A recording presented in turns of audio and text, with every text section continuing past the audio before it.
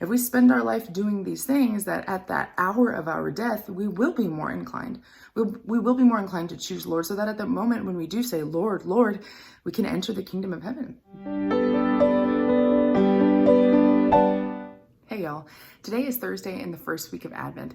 In the beginning of the gospel, we hear from Jesus to his disciples, "Not everyone who says to me, Lord, Lord, will enter the kingdom of heaven, but only the one who does the will of the Father in heaven."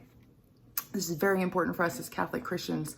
A lot of times, I think we can get in the habit of saying that we're Christian, believing that our church attendance or that our participation in certain charities are sort of like a ticket into heaven, and that all we'll have to do, because God is so merciful, which of course it's always his property to be merciful, but because he is so merciful, we can live however we want. We can decide what's good and what's evil. We can say this is moral, this isn't. We can speak however we want, vote however we want, and tithe however we want, etc. And then at the end of time, all we'll have to do is call upon the Lord and say, Lord, Lord, remember me, your servant.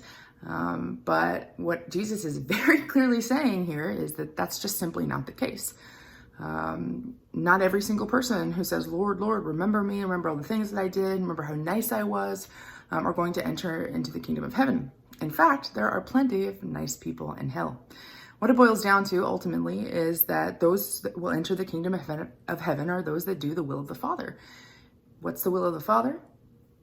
Being reconciled back to him through the Paschal mystery, through the passion, death, and suffering, ascension of Jesus Christ.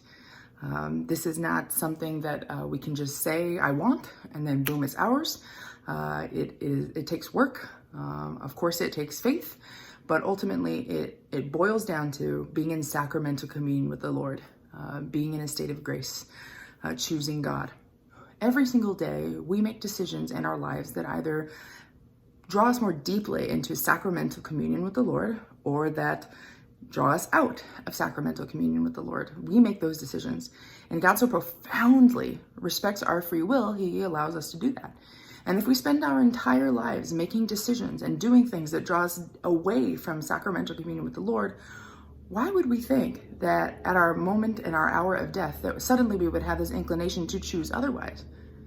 That's why it's so important for us to make a habit and build virtue of choosing God, of choosing good, of self-sacrificial love, of living in a real fear, not a servile fear, but in a profound fear of offending God because he's so good and he loves us so much, and never daring to break one of his 10 commandments. And so that we spend a life choosing God in all of our decisions, choosing good in all of our decisions, doing things that draw us into a deeper sacramental communion with the Lord. And by that specifically, I mean frequent reception of Holy Communion, frequent confession, admitting, forgiving others. I mean, a lot of forgiving others, because if we expect to be forgiven for all that we've done, it is extremely important that we are very forgiving of other people and not holding grudges.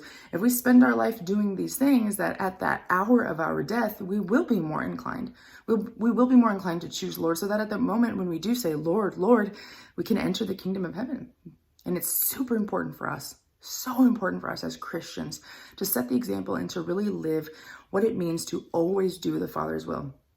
And let me be crystal clear when I say it is never, absolutely never, the Father's will for us as Christians, as Catholic Christians, to commit evil. God never wants us to commit evil.